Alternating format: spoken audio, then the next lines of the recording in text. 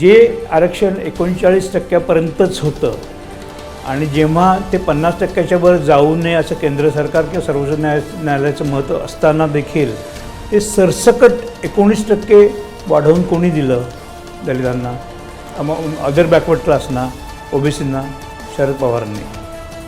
तेव्हा त्यांनी त्यांच्या मराठा समाजाचा काहीही विचार करू नये.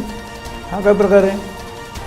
मराठा समाजामध्ये आजकाल साधारण 90% मराठा जे आहे ते ब्राह्मण समाजातल्या गरीब लोकांसारखे ते देखील गरीब आहेत.